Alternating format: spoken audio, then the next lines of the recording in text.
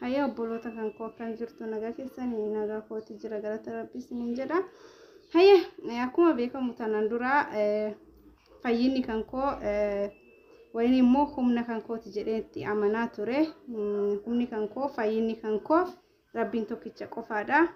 Yesuus Kiristoosii ergamaa rabbiiti jechuudha. Akkuma inni macaafa qulqulluu keessatti dubbatee ani waaqan qaba jedhee dubbatee Yesuus Kiristoosii kanaafuu fayyinni kan koo rabbiin tokkicha qofaadha waan ta'eef humna naaf hin ta'u jechuudha kuni.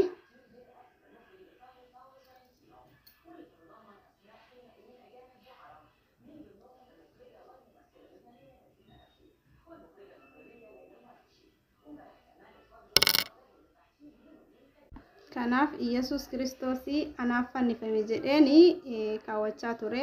Yesuus Kiristoosii anaaf miti kan fannifame, anaaf miti kan du'e, Yihuudoota ajjeese jechuudha giddiidhani. Kanaaf Yesuus Kiristoosii kana jechuudha. Yesuus Kiristoosii kutaa kamittiyyuu ani waaqayyoodha jedhee hin dubbanne. Yesuus Kiristoosii ani ergamaadha, ani humna kootiin homaa gochuu hin danda'u jedhee akkuma kutaa hedduu keessatti dubbate. Akkasuma immoo dabalataanis immoo Yesuus Kiristoosii ani waaqayyoon qaba jedhee waaqa akka qabullee kan dubbate ani waaqadha jedhee hin dubbanne gatii ta'eef jennaani Yesuus Kiristoos ergamaa rabbii godhee fudhadhee haqaan gabbaramaan immoo rabbii tokkicha godhee fudhadheen jira jechuudha. Na akkasii jechuudha obboloota kan koo.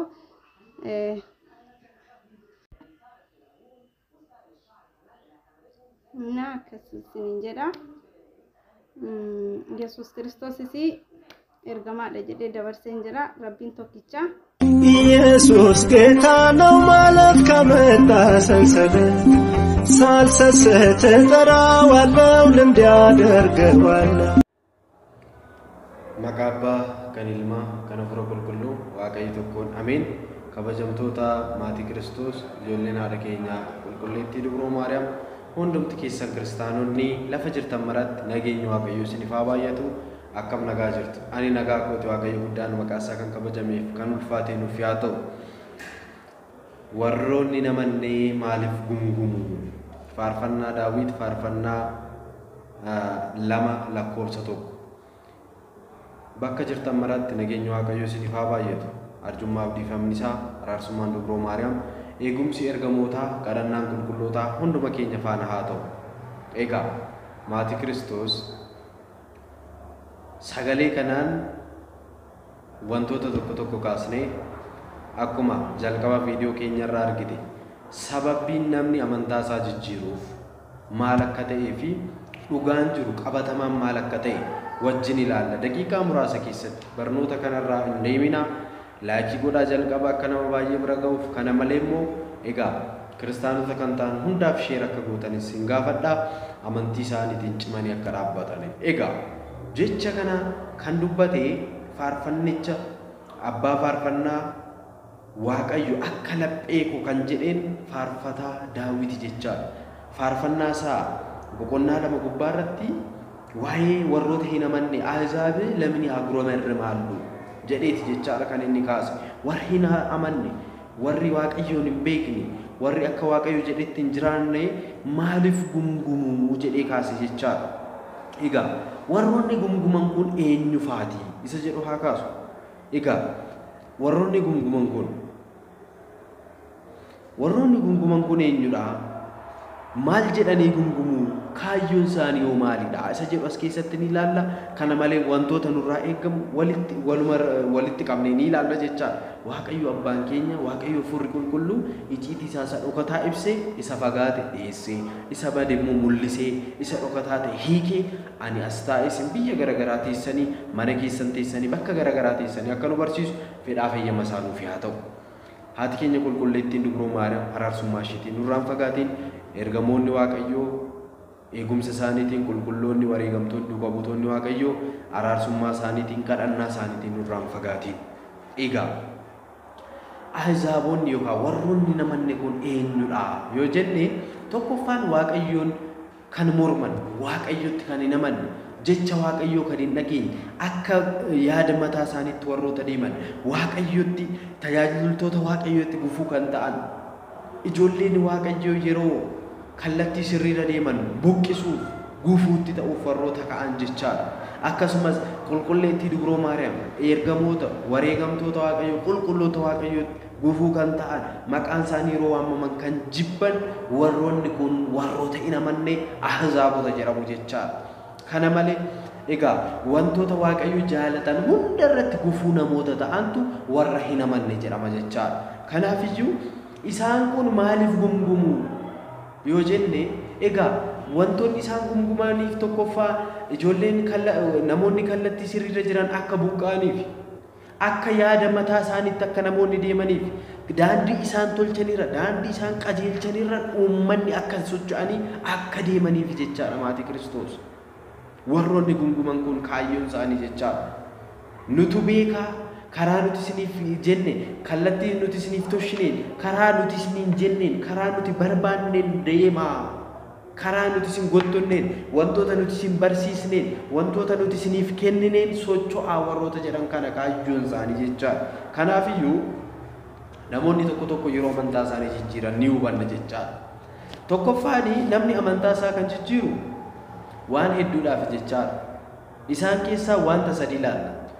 Tokkoffaan nu bira hin turre jechaadha. Kan keenya waan hin turreef yookaan immoo bakka dura jiru sun bakki isaa dhumni isaa bakka dura ture waan hin taaneef bakka keenya waan hin taaneef nurraa akka ba'uuf jechaadha. Akkuma wangeelli jedhu jechaadha. Nu wajjin turan malee kan keenya miti jechaadha. Nu wajjin tajaajilan malee nu bira miti jechaadha. Kanaafiyyuu immoo wangeellis akka jedhu dirqama bahuu qabu. Guyyaan isaa fagaatu, haa dheeratu, qeesii isaa ta'u, abbaasis isaa ta'u, faarfataa isaa ta'u, barsiisaa isaa ta'u, haasii haa tajaajilu, asii haa deddeebu. Garuu asin taane taanaan ni deema jechaadha. Musliimas haa ta'u, Pirootestaantis haa ta'u, Illuminaantis haa ta'u, Joobaas haa ta'u, Hinduuzimii, Buudizimii amantaa jedhama amantaa garagaraas haa ta'u, dhagaattis haa bulu, mukattis haa bulu, asin taane taanaan ni deema jechaadha. Waan nama ajaa'ibu hin qabu. Nama tokkoof jecha manni amantaa hin jigtu, hin kuftu, kabajni ishii gadi bu'u, kabajni ishii ittiin dabalamu jechaadha. Inni asin turre hin deemu. Nama ajaa'ibu jechaadha. Kanaafiyyuu tokkoffaan maal jenne akka keenyatti akka nan ilaalcha nani qabuun yookaan immoo wantoota jiran keessaa sadi qofa kanan isinitti bu'u waan garagaraa hedduu jiraachuu danda'a jechaadha. Kanaafiyyuu isaan kana keessa kana nan isiniin jedhime inni jalqabaa maalidha? Akkuma wangeellis jedhu asin turre jechaadha. Hin deeme as waan hin taaneef haa tajaajilu haa deddeebu bu'ee haa ba'u haa soomu haa sagadu qulqulleettii Dubroo Maariyaam kabaje haa jedhu soome haa jedhu waan garagaraa hojjetu garuu asin turre waan ta'eef keessisaas garaansaas asin turre waan ta'eef ni deemaa jechaadha. Inni lammaffaan immoo ergamadha jechaadha.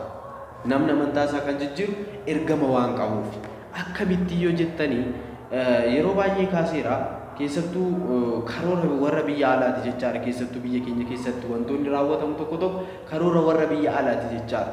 Innis maal seetan? Egaa qarshii fudhachuudhaan waan garagaraa taasisuudhaan manneen amantaatti kan ergamanii jiru jechaadha. Fakkaatanii seenuudhaan egaa kiristaana fakkaachuudhaan ortodoksii fakkaachuudhaan hin faarfatu hin barsiisu waan garagaraa taasisu jechaadha. Booda erga namni isaanitti dhufe erga namni isaan jaalate erga namni isaan hordofuu jalqabe kaayyoo isaanii sun galmaan gahachaa yeroo jiran bakka duraa ergaman sunitti achitti deebi'u jechaadha. Yeroo kana namoonni amantii isaanii gadi bu'aa ta'e namoonni namarratti dhaabbatanii namarratti maxxananii jiran isaan laalanii duukaa deemu jechaadha. Durayyuu isaan kan hordofaa turan eenyudha? Namadha jechaadha. Malee Waaqayyoon miti. Namni tokko yeroo dhihoo keessatti amantaa ortodoksii irraa bahee ture egaa dhiifama gaafatee gaabbii galee mana amantaa koo ishee duriitti nan deebi'ee jedhee deebi'ee ture gara mana amantaa keenyaatti jechaadha. Namni kun nama beekamaadha. Yeroo mana amantaa keenyatti deebi'u deebi'eera jedhee yeroo karaa garagaraatiin beeksisu manni amantaas karaa garagaraatiin obboloonni keenya garagaraa yeroo beeksisan bakka nagaan dhiibite yeroo jedhan egaa namni ta'e koomentii irratti maal jedha namni sammuusaa haala gaariidhaan hin yaadne namni sammuusaa Waaqayyo wajjin tokko hin taane ni jira. Namni nama qofa yaadu jechaa nama qofa bichaa irratti abdii taasisatu namni tokko immoo ni jira jechaa. Maal jedhani koomentii irratti barreessitan seetan? Yaa si'i otoo ati jiraachuu baattee jedhan laala. Ati osoo jiraachuu baattee manni amantaa keenya akkas taati baganuu dhufte argitanii nama sun irratti jechaa. hubadhaa osoo ati jiraachuu baatte silaa yoo amantaa keenya maal taati nama tokkoof unkaan nama kana miti an akka Ariyoos faa Nisxiroos faa Phaaphaasii Episkooposii turan kabaja guddaa kan qaban turan garuu ni kufan hin shakkan shakkii isaaniirraan kan ka'e maal ta'a ni kufan jechaadha amantaa isaanii gadhiisanii jechaadha amantaa isaaniirraa fagaataniiru jechaadha maatii Kiristoos kanaafiyyuu sababa nama tokkoo qofaan amantaa keenya akkuma silan waan irraa bu'uus hin qabdu waan itti dabalamuus hin qabdu jechaadha namni amantaa isaa jijjiire jettanii isin hin raafamina amantaan keessan namarratti osoo hin taane Kiristoos dhiiga Kiristoos ilma dubroo Maariyaam gubbaa irratti kan bu'uureffame kan hundoofte jechaadha kanaafiyyuu egaa inni lammaffaan maallaa ergamaniiti jechaadha ammas obboleettiin keenya kanaan duraa tokkos maqasiidhaan fannoo ishii kuttee intalli isheen ammas fannoo ishii kuttee haa kutanii rakkina hin qabu yoo dhuguma duraan ortodoksiidha turan egaa asin turre waaqayyo waan bakka kanatti isaan hin filanneef dirqama immoo deemuu waan qabaniif deemaniiru jechaadha dirqama waan deemuu qabaniif deemaniiru jechaadha haa ta'uutii as turteetti amantii ishii jijjiirtee deemte taanaani egaa waaqayyo ishee carraa dhabeettidha jechaadha kun maaliif nama akka amantaa isaa jijjiiree waan haaraa waan argatu tokkotti fakkaata jechaadha tarii nama laaltes ta'uu danda'a faayidaa laaltes ta'uu danda'a dhiira laaltes ta'uu danda'a garuu amantaan keenya faayidaa irratti dhiira irratti gaa'ela irratti waan garaagaraa irratti kan hundaa'e miti dhugaan siniin jedha warroota kanaan duraa laala ayyaanni isaanirraa ka'e warqee mana irratti mana isaanitti yoo ergameef illee uffanni garaagaraa mana isaanitti yoo ergameef illee biyya lafaatti hafa warqee isaanis fudhatanii deeman uffanni ergameefis fudhatanii deeman garuu boru Kiristoos fuulduratti Kiristoosin ganuun isaanii Kiristoos egaa osoo waaqayyo ta'ee jiru abbaan keenya mootiin keenya waaqni waaqotaa gooftaan gooftotaa mootiin moototaa Kiristoos waaqa ta'ee osoo jiru dura waaqadha jedhanii faarfachaa turanii sagalateeffachaa turanii har'ammoo yeroo inni ergamaa rabbiiti jedhan Kiristoos yeroo murtiidhaaf dhufu bitaa isaan dhaabee gaaffii kana isaan gaafata jechaa mee guyyaa sun maal haa deebisan guyyaa sunis Kiristoos maal haa jedhan egaa ammas jechaadha jarri kun warroonni gumguman kun warroonni hin amanne kun haala garaagaraatiin gumgumuudhaan barumsa sobaa barsiisuudhaan waan hin taane namootaan sossobuudhaan gara badiinsaatti guurrachaa jiru jechaadha obboleettiin keenya kunis warroota gumguman kanaan qabamte bakka hin taane deemteetti jechaadha waaqayyo kana jalaa nu haa baasu amma ani warroota deemaniif miti waaqayyo warroota deemaniif warroota baaniif laphee qulqulluu akka kennu nan kadhadha nan amana waaqayyo gooftaan keenya waaqni waaqotaa mootiin moototaa ilmi dubroo Maariyaam warra isa gananii laphee qulqulluu laphee cabe kennee fi mana isaatti akka deeffatu abdii yookaan hawwii kiristaanota hundaati jechaadha kun anis ta'e isin hin hawwituuf jechaadha haa ta'uutii ijoolleen keenya ijoolleen kiristaanaa fannoo rarraafattanii jirtan namoota akkanaatti hin bu'inaa hin arrabsiinaa haa deeman ni ilaalu boru deebi'anii nu dhufanii lukatti kufanii mana amantaa keenya kufanii dhiifamanii gaafatu abdii guddaadhaan yookaan ilaala dhugaan siniin jedha deebi'anii boru waan hunda arganii har'a biyya ormaa garaagaraa ta'anii biyya hin beekne ta'anii bakka itti firri isaanii hin dhaqqabne bakka garaagaraa ta'anii egaa amantaa gara yoo jijjiirratan illee guyyaa boruu immoo ni gaabbu jechaadha haa ta'u argitaniittu dheengadda viidiyoo isinii hojjedheera akkuma kana amantaa kanarraa dubroo Maariyaam jaalalli ishii na harkise jechuudhaan waaqayyotti amanuudhaan waaqa isa dhugaa barbaadanii arganii obboleettiin keenya musliimarraa gara ortodoksiitti deebiteetti namoonni hedduun kan nuti isiniin dhiyeessine ijoolleen hedduun deebi'aa jiru galata waaqayyo hubadhaa warroonni amma deeman kunis ni deebi'u garuu nuti yoo isaanirraa maal hubachuu qabna amma ijoollee warroota kirrii qabatanii jiranii fi kanan haasaa jiru jecha ni gumgumu waan baay'ee kaasu warroonni namanne kun nu saamuuf nu fudhachuuf waan taane keessa nu gashuuf ni gumgumu waa'ee Yesuus Kiristoos irratti ni waaqa miti nuun jedhu ni gumgumu dubroo Maariyaam irratti kabaja ishee gadi buusanii waan hin taane ni dubbatu waa'ee taabota waa'ee ergamoota waan nuti hin beekne iddoo akka isaan fidanii hin beekne waan soba ta'ee fidanii ni gumgumu nu kuffisuuf warroonni namanne kun nuti yoo maal gochuu qabna ija keenya banachuu qabna maatii Kiristoos isaan wangeela namanan kan hin amanne fidanii yeroo nu dubbisan kun maal ladhanii nu gaafatan ofii isaanii hin beekani namni waan itti namanne tokko hin beeku ani amma seexanatti namanu kanaafiyyuu seexana ani hin beeku yaada isaati isan na beeka malee ani isan beeku maal akka fakkaatu waan akka ta'e hin beeku miti kana malee nama amantaa protestaantiin hordofu waa'ee amantaa protestaantii hin beeku yaada isaaniiti. Ammas isaan kun amantaa keenyatti namadan waa'ee amantaa keenyaan beekan. Kanaafiyyuu wangeela keenya yoo dubbisan iyyuu akkamitti isaan amantu isin? Jallisanii kan fidan fudhachuudhaan maaliif karaarraa gombifamtu? Maaliif karaarraa deemtu? Of eeggadhaa isin. Dhugaan isiniin jedha. Wangeela irratti akkas jedhee barreeffameera maatii Kiristoos. Egaa Iyyaasuutu dubbate kana. Iyyaasuun uummata Israa'el yeroo oofaa deemutti jechaadha. Egaa Museen erga du'een booda Iyyaasuun uummata Israa'el dursaa ture jechaadha. Maal jedhe? Bitaa fi mirga keessan osoo hin laalin kallattumaan fuulduratti deemaa jedhe. Macaafa Iyyaasuu boqonnaa 1:7 irratti jechaadha. Hubadhaa bitaa fi mirga keessan osoo ilaalin asii yoo ilaaltan karaa bitaa fi mirgaa yoo ilaaltan waan baay'ee jira. Dubroon Maariyaam araarsituu Yesuus Kiristoos ergamaa Rabbiitii. Kuni soomii maaliif si barbaachisa? Maaliif dubroo Maariyaamiif sagaddaa araarsituu miti? Waan baay'ee jiru asiifasiin bitaa fi mirga keenyaan warroonni namanne kun ni gungumu guutanii Roomaa waan akka nuti karaarraa kufnuuf warroonni namanne bitaa fi mirga keenyaan dhaabbatanii nutti iyyaa nutti gungumaa jiru. Nutoo maal gochuu qabna? Asiinis laaluu miti. Kallattumaan fuulduratti deemu. Maaliin? Amantaa keenyaan jechaadha. Jireenya dhuunfaa keenyaan miti. Hubadhaa amantaa qabannee kanaan fuulduratti deemudha jechaadha. Bitaaf mirga keenya kana ilaaluu miti. Bitaaf mirgaan waan hedduu waan nama jibbisiisu jira. Addunyaan kun waan baay'eedhaan nu gottuutuu barbaadde jechaadha maatii Kiristoos. Na hubadhaa. Karaa hin taaneen jechaadha. Kanaafiyyuu ergamuudhaan waan garaagaraatiin amantaa kana keessa amantaa kana nama fudhachuu warroonni barbaadan jiru gungumanii jecha hubadhaa lammaffaa irratti kanan kaasa. Kanaafiyyuu maatii Waaqayyoo nuti har'a dhaabbachuu qabna, cimnee dhaabbachuu qabna. Barri dhumaa gahaa jira, barri dhumaa dhufeera. Yeroo har'aa kana namni gara daandii sirriitti deebi'e osoo jennu akkamitti daandii sirrii kana gadhiisee iddoo biraa deema? Dhaabbannee haa hubannu, ilaallee haa hubannu jechaadha. Ermiyaas raajisaa irratti akkuma dubbate Ermiyaas boqonnaa 6:16 irratti maal jedhe? Karaa irratti bahaa dhaabbadhaa. Karaa irratti bahaa dhaabbanni asiifachi ilaaluu qabna. Hubadhaa. Ilaalaa asii asiifachi ilaalaa yeroo jedhu ammas amantaadhaan dura bitaaf mirga ilaaliif nuun hin jennee akka jennu.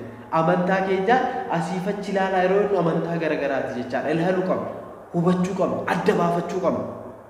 Ilaalaa karaan isheen sirrii karaan isheen dhugaa kam akka taate hubadhaa. Ishee irras deemaa lubbuu keessaniif boqonnaa argattu. Karaa jechuun amantaa keenya jechaadha. Hubadhaa. Ilaalaa jedhe. Ishee sirrii ishee jalqabaa irra deemaa. Isheen jalqabaa immoo amantaa ortodoksiidha. Seenaa biyya kanaa keessattis haa ta'u, seenaa amantaattis haa ta'u, amantaan jalqaba turte ortodoksiidha. Kalaas ortodoks tawaahidoodha jechaadha. Bara 34 irratti kan hundoofte jechaadha. Hojii duukaa buutotaa boqonnaa 8 gubbaa irratti dubbisa. Namichi lammii isaa Itoophiyaa ta'e mana mootii Hindakeetti itti gaafatamaa faayinaansii maallaqaa ture gara Yerusaalem sagaduu deeme cuuphamee amantaa kana gara Itoophiyaatti fideera jechaadha. Hubadhaa kitaaba qulqulluu irra jira kiristaanummaan kun. Jettee miti jechaadha amantaan keenya. Kanaafiyyuu warroota gunguman kanarraa gungumanii amantaa keenyarraa waan garagaraarraa nu buqqisuuf ka'an kanarraa of eeggadhaa. Of eegaa. Har'a deemtanii bahuun sinni maatii Kiristoos. Warroonni deeman achitti kan hafan bahuu dadhabaniitu. Achi soomuun hin jiru. Achi tasgabbiin hin jiru. Utaaluudha akka barbaadan ta'uudha akka barbaadanitti jiraachuudha. Yeroo amantaa kanarraa ba'an amantaa kanatti deebi'uun immoo baay'ee ulfaata jechaadha. Amantaa kanarraa bahuu miti tajaajilaan mana amantaa tokko tajaajilarraa fagaate gara tajaajilaatti deebi'uun dhugaan sirrii jedha. Baay'ee tokko ulfaata jechaadha. Barattoota dilbataa keessaa ba'anii barattoota dilbataatti deebi'uun ni ulfaata. Addunyaan nama hawwata. Dubartoonni surree uffachuu barbaadu. Surree tokko uffannaan baasii isaan hin godhu. Seexanni surree sun irra bulee sirraa bareeda uffadhu nama jedhutu baay'ata. Qalamii qubaa kee dibadhuun bareeda jedha. Ija kee hidhiin kee kun maal ta'e akka ciccituu jedhee goggoge maal irratti lippistikii dibadhu sirraa bareeda. Nyaara kee kanas bareechi jedha. Sanbooda ija kee kana keessa akkas godhi jedha. Namuma nuti jaalannu namuma nuti beeknu seexanni nutti dubbata akkas nutti fakkaata kana keessa banneerra jecha. Amma ija keenya waa dibannu qarshii ija keenyatti waa dibannu suni maal ta'a nama ija hin qabnee karaarra jiruuf yoo kennin nama harki isaa irraa citeef amma qalamii quba harkaa dibannu nama harkisaa irraa jiteef yoo kennine maal ta'a? Hidhii keenya amma dibannu namoota fayyaa hin dhabne hedduusaa karaarra ciisee karaarra taa'ee jira. Isaaniif yoo kennine maal rakkoo qabu? Kan hubachuu qabna jechaadha maatii Kiristoos. Kanaafiyyuu jireenya kana keessa yeroo jiran kana keessaa bahuu dadhabna. Sanbooda maal taana achumaan hafna jechaadha, bannee hafna, deebi'uun nutti ulfaata jechaadha. Kanaaf maatiiwwan Waaqayyoo bitaa fi mirga keenya sun laalee amantaa qabnuun gara fuulduraatti deemne gonfoo nuuf kenname nuuf taa'e sun nuuf qophaa'e sun fudhachuu qabna jechaadha. Egaa maatiiwwan Waaqayyoo barumsa kanarraa walumaa galatti kan nuti hubannu cimnee dhaabbachuudha jechaadha. Cimanii dhaabbachuu hubachuu qabna jechaadha. Adaraa cimnee dhaabbachuu qabna. Ebeelu deeme jettanii maaliif hiriyyaa keessan hin ta'in? Hiriyyaa jaalala maaf hin ta'in? Deemi bakka deemi taanaan isin waliin argitan. Amantaadha, waa'ee lubbuuti. Tokko tokko ollaa saalaalee kirrii kutaa, hiriyyaa saalaalee keessattuu shamarran dhiira laaltanii abbaa manaa keessan peentees musliima isaa ta'u isa laalteen kutiin lubbuu keeccita. Dhugaan siin jedha. Isa laalta taanaan amantaa garaagarummaa amantaa qabdu taanaan gaa'illi isaaf wayya dursitanii dubbachuu qabdu jechaadha. Adaraan siniin jedha. Egaa walumaa galatti hanga ammaatti kan nufaana ture waan abboota keenya maqaa isaa kan kabajameef kan ulfaatee nuuf haa ta'u. Raarsummaan Dubroo Maariyaam eegumsi ergamootaa kadhannaan qulqullootaa jaalala duukaa butoota hunda keenya faana haa ta'u. Namoota karaarraa socho'an karaarraa deeman Waaqayyo karaatti nuuf haa deebisu. Egaa gaarii akka dhageenyu gaarii akka agarru haa gargaaru. Nagaa ta'a ulfaadhaa kabajamaa gaaffii kan isinitti ta'e yoo jiraate gaafadhaa. Nagaa ta'a obboleessa keessan naatiin ture. Warroonni haaraa taatan sabskiraayib godhaa, laayikii godhaa. Hiriyoota keessaniif kiristaanota hedduudhaaf immoo barnoota kana sheer godhaa isiniin jechuu barbaada. Nagaa ta'a ulfaadhaa kabajamaa lafa nagaa bulaa Waaqayyo hunduma keessan faana haa ta'u. Ameen.